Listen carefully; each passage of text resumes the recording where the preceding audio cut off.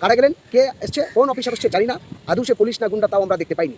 তারপরে দেখলাম কি বাড়িতে এসে ঠোকাঠুকি করছে, লাঠি দিয়ে মারছে, টর্চ লাইট মারছে, তারপরে কি দেখলাম চিৎকার চেঁচামেচি করে করে চলে গেছে। আমি কোনো চোর নয়, ডাকাত নয়, ক্রিমিনাল নয়। আমরা আর আচমকাভাবে কালকে আমার ওই তৃণমূলের কিছু হারমাত, কিছু চটিচাটা, কিছু হিরোইন ব্যবসা, গাঁজা ব্যবসায়ীদের চটিচাটা করে দালালি করে কোন অফিসার এসছে জানি না, কোন ক্যাম্পের পুলিশ না রাউন্ডের অফিসার মদ খাইয়ে পাঠিয়েছে তাও জানি না। This channel does not promote any violent, harmful, or illegal activities. All content provided by this channel is meant for an educational purpose only. প্রিয় বন্ধুগণ, আমি হোসেন কাচি, দেশ বাঁচাও সামাজিক কমিটির পশ্চিমবঙ্গের রাজ্য সম্পাদক এবং সিপিডিআর ইন্ডিয়া হিউম্যান রাইটসের পশ্চিমবঙ্গের রাজ্যের কোঅর্ডিনেটর, একজন মানবাধিকার কর্মী হিসাবে, একজন বাংলার সচেতন নাগরিক হিসাবে আমি বাংলার প্রত্যেকটা জাতি, ধর্ম, বর্ণ নির্বিশেষে সকল সুবিধি সম্পন্ন মানুষের আন্তরিক শুভেচ্ছা জানিয়ে একটা বিশেষ আবেদন আপনাদের কাছে রাখছি এবং পশ্চিমবঙ্গের মাননীয় মুখ্যমন্ত্রী, মাননীয় স্বরাষ্ট্রমন্ত্রী সহ বারুইপুর জেলা পুলিশ এসপি সাহেব এবং সমস্ত গোয়েন্দা বিভাগদের কাছে আবেদন রাখতে চাইছি। আমি যে জায়গায় বাস করি বারুইপুর পূর্ব বিধানসভার অধীনে হারদা অঞ্চল। গতকালকে আমরা একটা 24 তারিখ রবিবার, 24শে মে 2026 রবিবার সন্ধ্যাবেলা আমরা একটা মিটিং করেছিলাম হারদা প্রাইমারি স্কুলে। কেন? সেই মিটিংয়ের উদ্দেশ্য ছিল আমরা যারা অত্যাচারিত হয়েছি, গত পঞ্চায়েতে আমাদের যিনি প্রার্থী ছিল সাবিল লস্কর, তাকে প্রচণ্ড মারধর করেছিল, ব্লিডিং হয়েছিল, তার কোনো এফআইআর পর্যন্ত করতে দেয়নি এবং আমাদের অসংখ্য মানুষের, গরিব মানুষ যাদের 10,000 20,000 করে টাকা নিয়েছে ঘর দেবে বলে, তারা ঘর পায়নি এবং যাদের ছাদওয়ালা বাড়ি তারা টাকা পেয়েছে, তারপরেও নানান রকম হুমকি তুমকি বিভিন্ন রকম কারা করছে?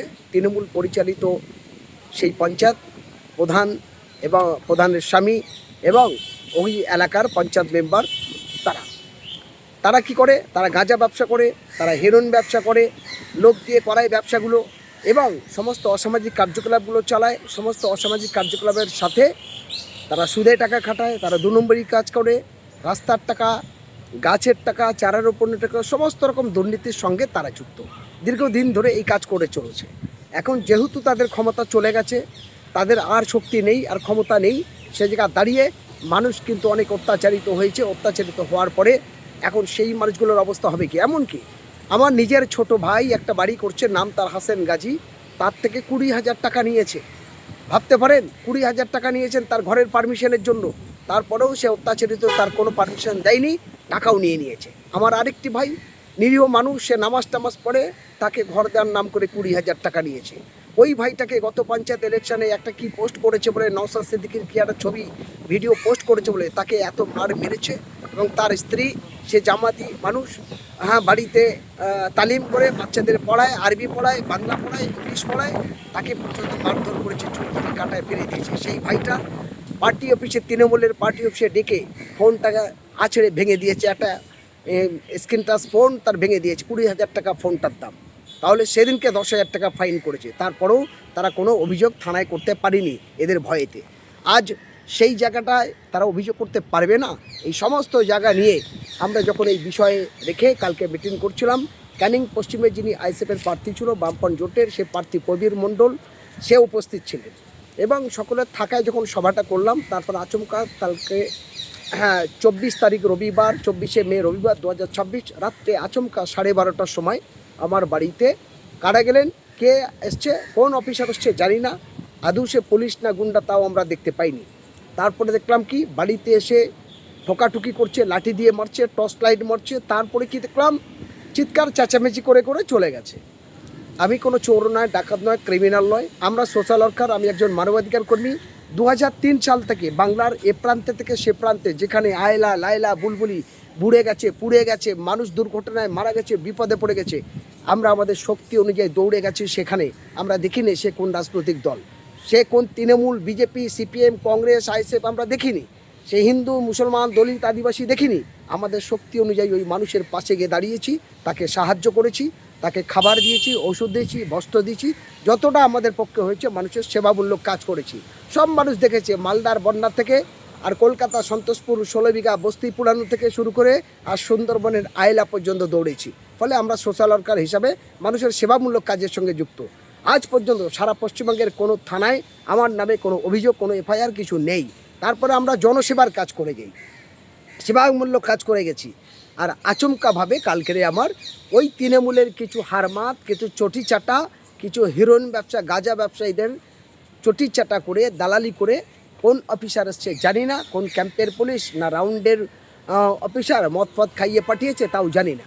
তবে আমার বলার বক্তব্য, যে গাঁজা ব্যবসায়ী বা হেরোইন ব্যবসায়ীদের মদতে কালো টাকা নিয়ে তাদের সাহায্য করার জন্য আমার বাড়ি আচমকা এসেছেন, আমি মানবাধিকার কর্মী হিসাবে যতটুকু জানি, আমি যদি কোনো চোর বা কোনো দুর্নীতি বা কোনো অসামাজিক কার্যকলাপ করে থাকি আমার বিরুদ্ধে নোটিশ দেবে, কিন্তু নোটিশ দেয়নি। পুলিশ এমনিভাবে গিয়ে রাত 12টার সময় আমার বাচ্চা, আমার স্ত্রীকে আতঙ্কিত করতে পারে না। আমাকে ডাকতে পারে বা আমার দিনের বেলা আসতে পারে। আরে রাতের বেলা পুলিশ কোথায় যায়? যে চোর ডাকাত ক্রিমিনাল তার বাড়ি যায়, ভালো ভদ্রলোকের বাড়ি রাত্রেবেলা কেন যাবে? এটাই আমাদের কাছে প্রশ্ন। আমি এসেছিলাম কলকাতা হাইকোর্টের সামনে থেকেই এই ভিডিওটা করছি।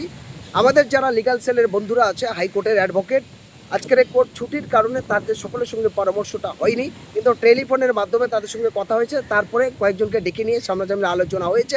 হওয়ার পরে আমরা যেটা বুঝলাম, কোর্ট ছুটির কারণেই পিটিশনটা হয়নি, কিন্তু অলরেডিভাবে আমরা আমাদের আইনগত ব্যবস্থা নিয়ে আগাবো। আমাদের ভয় পাওয়ার কোনো কারণ নেই। আমরা মানুষের জন্য লড়াই করে জীবন উৎসর্গ করে দিয়েছি, বহু লড়াই, বহু আন্দোলন করেছি, জেল ভরো আন্দোলনে বহুবার গেছি। এটা নিয়ে আমাদের ভয় পাওয়ার কোনো কারণ নেই। তবে হ্যাঁ, যদি কোনো অফিসার যদি মনে করে যে আমরা ওই তৃণমূলের নেতাদের দালালি করব এবং ওই হেরোইন ব্যবসা, গাঁজা ব্যবসায়ীদের সাপোর্ট করে অন্য ভালো মানুষকে ধমকাবো, চমকাবো আর দালাল চোর চিটিংবাজদের সাহায্য করব, আমার মনে হয় সেই অফিসার ভুল করবে। কারণ আমার নামে যেহেতু কোনো মামলা নেই এবং দীর্ঘদিন 2003 সাল থেকে এই 2026 এতদিন পর্যন্ত সেবামূলক কাজ করে এসেছি, আমরা কিন্তু ফার্দার সেই অফিসারের আমার নামে যদি 2, 5, 10টা মিথ্যা মামলা দেয়, আমরা কিন্তু পাল্টা সেই অফিসারের বিরুদ্ধে আবার কিন্তু পাল্টা মামলা দেবো। সে যে কোনো থানায় যাক না কেন, তাকে কিন্তু আইনের পরিচয়, আইনের জায়গা থেকে কেউ কিন্তু বাদ যাবে না। ফলে আমরা সেই লোক, আইনে বুঝি, আইন মাফিক লড়াই করি, সেবামূলক কাজ করি, আমাদের ভয় ভীতি কিছু নেই। আমরা জীবন সাধারণ মানুষের জন্য উৎসর্গ করেছি। আমি হোসেন কাজী, দেশ বাঁচাও রাজ্য সম্পাদক, সিপিডিআর ইন্ডিয়া হিসাবে, জমিয়াতুল আহমেদের একজন কর্মী হিসাবে আমার ভিডিওর মাধ্যমে মধ্যে দিয়ে পরিষ্কার কলকাতা হাইকোর্টের সামনে থেকে জানালাম। নিশ্চিত আলিপুর জেলা পুলিশ, কলকাতা পুলিশ এবং মাননীয় মুখ্যমন্ত্রী, স্বরাষ্ট্রমন্ত্রী সহ সমস্ত প্রশাসনিক ডিপার্টমেন্ট আমার কথাটা বুঝবে, আমার ভিডিওটা ভালো করে দেখবে এবং যে অফিসাররা মদ্যপান অবস্থা এসে কালকের যে দুর্ঘটনাগুলো ঘটিয়েছে, নিশ্চিত তার সঠিক তদন্তের মধ্যে তার ব্যবস্থা গ্রহণ করবে। ধন্যবাদ।